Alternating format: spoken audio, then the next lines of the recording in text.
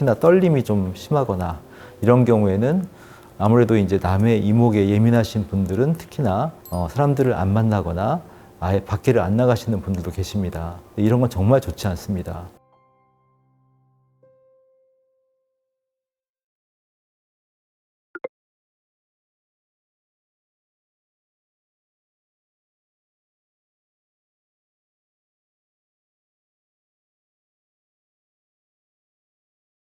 파킨슨병은 이제 일반적으로 크게 두 가지 운동성 증상과 비운동성 증상으로 나누는 게 일반적인데요. 비운동성 증상은 다시 또 세 가지로 나뉩니다. 우리가 자율신경계 증상, 수면장애, 변비, 그다음에 소화장애, 연화장애, 혈압이 조절이 안 된다거나 이런 것들은 다 자율신경이 관계된 증상들인데 그런 것들이 생각보다 많아서 이런 것들을 자율신경 쪽에 관계된 그런 증상으로 보고요. 그다음에 두 번째가 이제 우리가 정신과적인 증상입니다. 대표적인 게 우울감, 무기력, 불안감, 환각 뭐 이런 것들이 있고요. 세 번째는 이제 인지기능 저하입니다. 집중력이 떨어져서 학습하기가 어렵고 또 기억력도 떨어지고 좀 더 심한 인지장애도 있을 수가 있는 이제 그런 것들로 이렇게 세 가지의 그런 비운동성 증상이 있는데요. 이런 정신과적 증상이 생각보다 삶의 질을 많이 떨어뜨립니다. 그래서 오늘은 정신과적 증상에 대해서 좀 더 자세히 알아보는 시간을 갖도록 하겠습니다.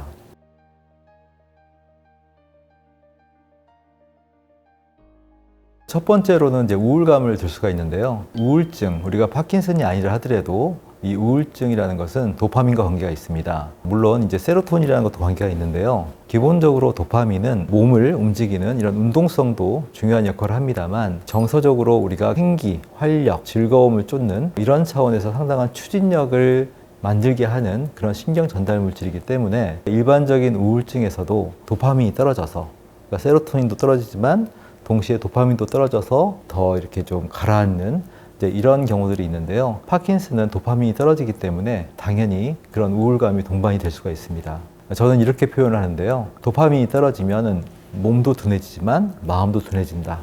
그러니까 이 몸과 마음이라는 것은 심신의학적으로 또 서로 연결이 되어 있기 때문에 둔해지면 생기도 줄어들고 또 나아가서 정서적인 그런 자극에 대해서 무감각해지는 이제 그런 것들도 같이 생길 수가 있습니다. 그리고 파킨슨병에서는 우울감 못지않게 이 불안감도 중요한 정신과적인 증상이라고 볼 수 있습니다. 이런 불안은 파킨슨병의 악화에 또 나쁜 영향을 주는데요. 보통 파킨슨병이라는 것은 이게 초반에는 기복이 있거든요. 컨디션이나 기분이나 날씨나 어떤 환경적인 상황에 따라서 내가 좀 좋을 때는 좋고 안 좋을 때는 안 좋고 하는데 불안이 많이 좀 심한 경우는 내가 좀 더 안 좋을 때 그것에 대한 두려움, 병의 진행에 대한 불안 이런 것들이 같이 합쳐짐으로써 굉장히 부정적으로 스스로 이 병의 악화를 굉장히 좀 부정적으로 보는 그런 것들이 같이 유발되기 때문에 그래서 더 이런 불안에 의해서 우리가 이 병이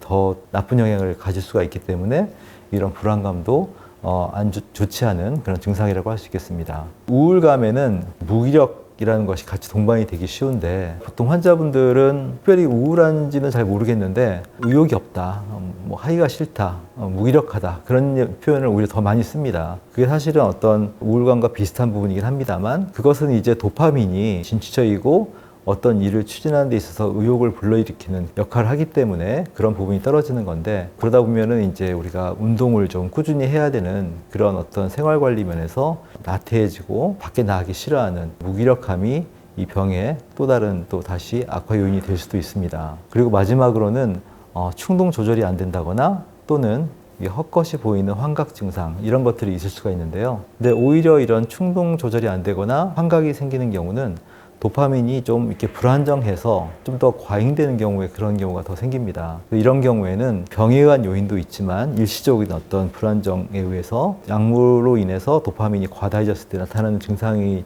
일 수도 있는 경우 그런 경우가 사실 더 많기도 합니다. 실제 이 부분을 어느 것이 원인인지 확인해 보기 위해서는 복용하고 계신 도파민제를 포함한 그런 약물들을 하루 이틀 정도 이렇게 중단을 했을 때 그런 증상들이 개선이 되는지를 확인해 보는 것도 상당히 좀 중요한 어떤 방법이 될 수가 있습니다.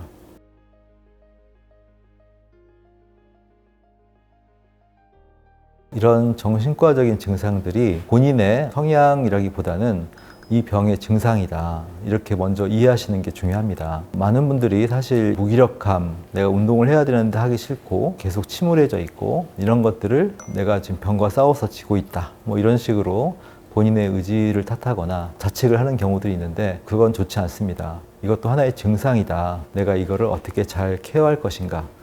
이렇게 생각을 하시는 게 좋다고 봅니다. 이 운동성 증상, 이런 서동이나 경직 떨림에 대해서는 거기에 해당하는 적절한 운동을 해야 하듯이 이런 정신과적인 증상에 대해서도 거기에 맞는 해법을 찾는 게 좋은데요.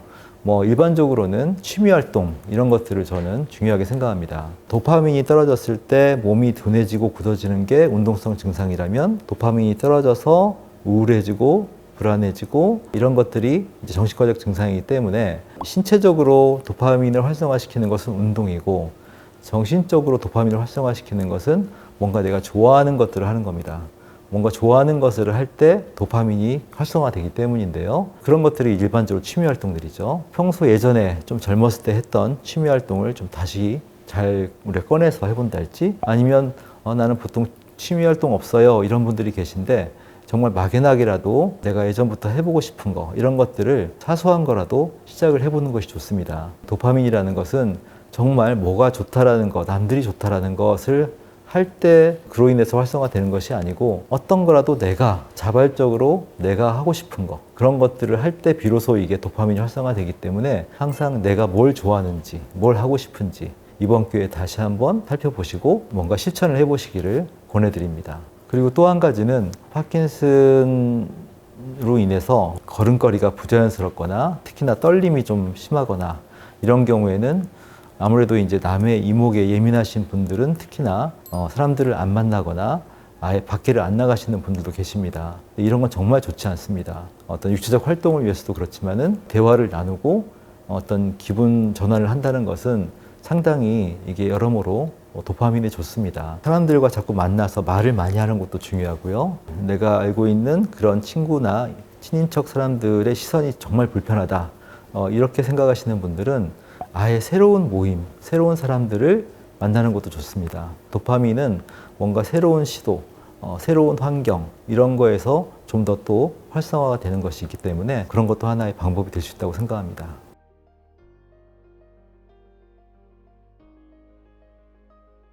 파킨슨 환자분들을 가족으로 둔 그런 분들은 다른 질환에 비해서 더 적극적으로 환자분들을 도와드리려고 애를 쓰고 하십니다. 일반적인 다른 질환에 비해서 파킨슨병이 몸의 움직임이나 그런 우울감이나 이런 것들이 옆에서 보기에 더 많이 안타깝고 더 도움을 주고 싶어하는 면이 있기 때문인데요. 특히나 이렇게 굉장히 책임감을 가지고 환자분을 잘 도와드리려고 하는 분들일수록 굉장히 잘 다툰다는 것입니다. 그래서 왜 그런가 하고 살펴보면은 운동이나 또는 어떤 식생활 여러 가지 그런 생활적인 부분에서 중요성을 아시는 분들일수록 옆에서 운동도 같이 하고 철저하게 좀 환자분들을 이제 잘 관리하기 위해서 이제 많이 애를 쓰시는데 이 과정에서 환자분들이 또 많이 힘들어하거든요. 우울감이나 무기력함이라는 것은 파킨슨의 증상이기 때문에 본인도 이게 어떤 의지의 부족의 문제가 아니다. 단지 의지의 부족이다 생각하고 자꾸 이걸 자극을 주려고 하는 것은 오히려 좋지 않다. 이렇게 제가 말씀을 드립니다. 파킨슨의 하나의 증상으로서 이런 우울감과 무기력 이런 것이 있다는 것을 충분히 이해하는 것이 중요합니다. 파킨슨으로 의해서 떨림이 있는 분들 보고 떨지 마 이렇게 할 수는 없잖아요. 이게 하나의 증상이구나. 내가 어떻게 이거를 잘 케어할까 이렇게 생각을 해야 되고 그럴 때 이제 우리가 좀 어떻게 해야 되냐라고 한다면 당장은 환자분이 뭔가 자발적으로 원하는 만큼 운동을 못한다 해도 지지하고 응원하는 그런 마음으로 하시는 게 좋습니다. 억지스럽게 하는 것은 오히려 도파민을 떨어뜨리기 때문에 짧게 하더라도 자발적인 운동 10분이 억지로 하는 운동 30분보다 나을 수가 있습니다. 또 컨디션에 따라서 그런 운동의 정도가 변동이 될 수가 있는데 그런 것들을 다 이해해 주면서 조금이라도 운동을 했으면 잘했다고 하시고 그 다음에 좀 더 잘했으면 더 잘했다고 하시고 이런 식으로 칭찬을 해주시는 것이 큰 도움이 됩니다. 당연히 정서적인 면에서 환자한테 지지의 면도 있지만은 뇌의 관점에서도 그런 식의 칭찬을 받았을 때 하나의 보상을 받는 거기 때문에 도파민이라는 것은 뭔가 보상을 받게 되는 그런 어떤 과정에서 상당히 또 이게 촉진이 되기 때문에 그런 것들을 활용한 하나의 어떤 기법이기도 합니다. 이런 부분이 사실은 좀 생각보다 쉽지 않습니다. 환자분 자신도 인내와 노력을 가지고 그렇게 나름대로 노력을 하듯이 보호자분도 똑같은 마음으로 스스로 좀 인내를 잘 하시면서 환자분과 보조를 맞춰가시는 게 중요할 것 같습니다.